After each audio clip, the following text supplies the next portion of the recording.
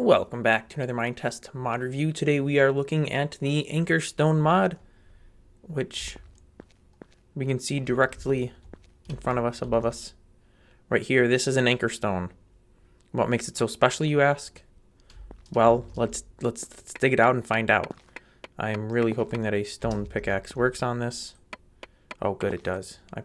Ooh, there's two of them there. Sweet. Well, we're gonna go ahead and grab the other one right away as well, because more is always better after all, right? All right, just check the area around. All right, so we have two anchor stones. You may notice that they don't stack in inventory, and that is for very good reason. So we will run over to here, I suppose, for no real reason, and go ahead and place one. And you'll notice we can't actually interact with the stone. It just kind of sits there. But what we can do is craft a few things that can interact with the stone.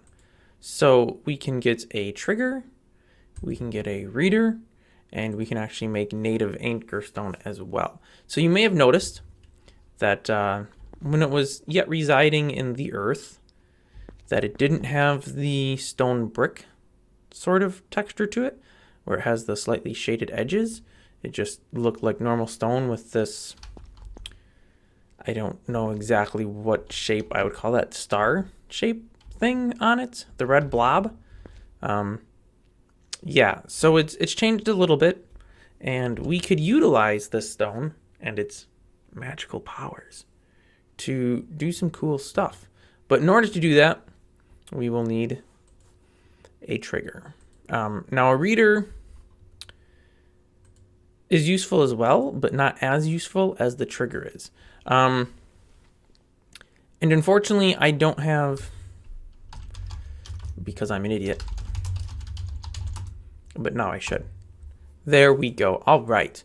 So we will look at the recipes here. I mean, I already kind of did, but so the native Anchorstone is what you dig. When you dig it, you get a displaced Anchorstone, which you can just place. You can actually use it as stone as well, which I don't know why you would want to do that. But if you did, that option is there to turn the displaced Anchorstone back to a native Anchorstone, which the importance of that we'll explain shortly.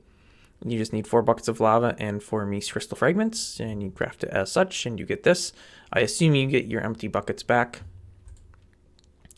The reader, you just use your displaced Anchorstone. 4 pieces of steel will give you a reader, and then 4 pieces of steel and 4 Mies crystal fragments will get you the trigger. We are going to go ahead and grab these, and I'm actually going to steal some native Anchorstone as well, because, well, let's be honest, it's too much work to do all that crafting and stuff. Like, that's hard work, bro. So let's first use the reader. So if we use, oh, actually I have to have chat turned on. So if you use a reader and you punch a displaced Anchorstone, it'll give you this little chat message, Anchorstone origin, some coordinates 24 meters away. That's cool, right? But what good is that? Well, if you use this one being the trigger, it'll actually teleport you to where that stone was dug from, which would maybe work better if there was like a platform to go onto instead of just falling. Also, I'm not sure where that was. Oh boy, I lost my... That was kind of not smart.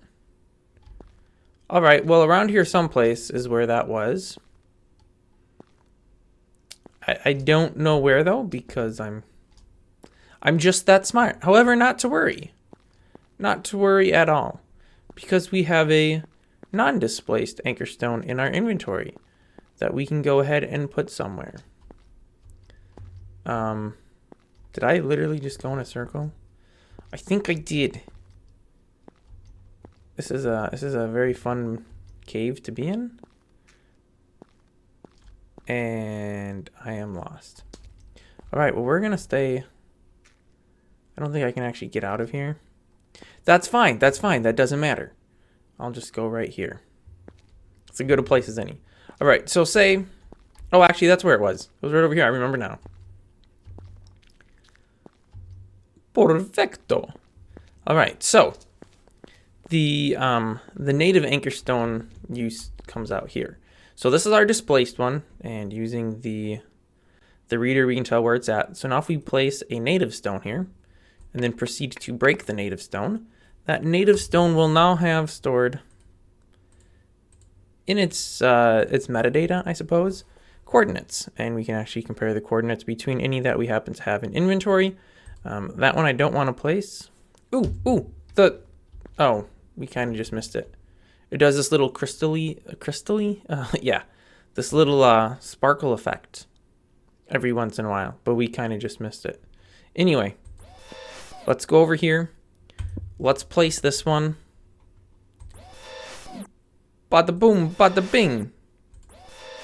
We can travel back and forth. It's very, very efficient. Other than the, having to turn what direction we're looking all the time. So, yeah. Then you could, of course, dig this one up. Oh, you know what? I think because I turned creative on, it's going to have stuff messed up.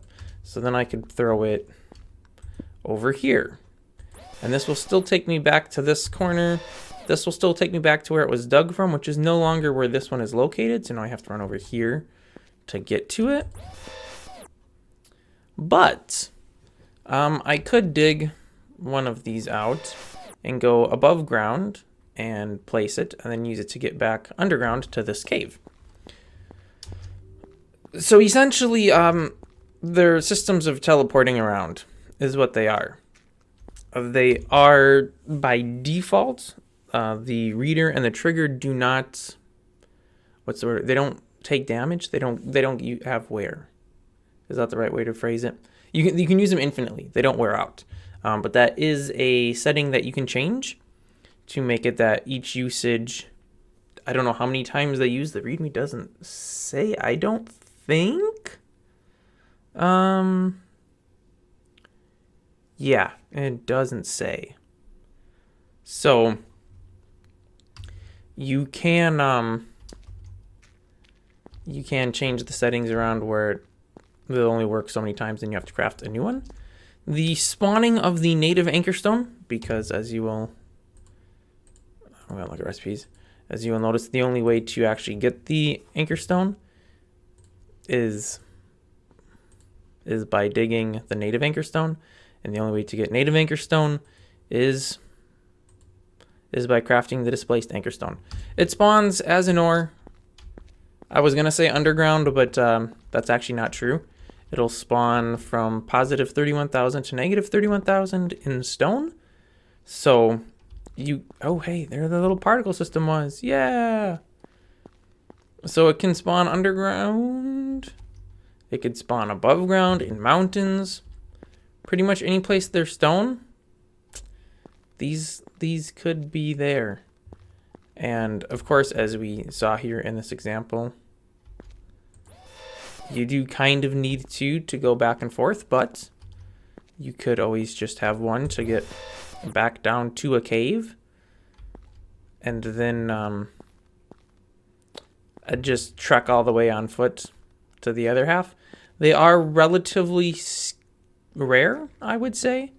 So I found those two here in this whole underground cave system. Now, it should be mentioned I didn't actually do any mining into anything. Those two I found on the surface. So it's very possible that there are a lot more surrounding me that I just don't know about because I'm not digging for them. But yeah, I went down into this cave here. Put out 99 torches. Sorry, 99 torches. And I found 2 Anchorstones. So, yeah, that's pretty much the mod. Ooh. So we'll just end it here in the pitch black. Now it's pitch black. That's going to wrap this one up. If you are interested in downloading the mod, links are all available on my website, which is linked in the video description. Thanks for watching. Tune in next week for another video, and I will see you then.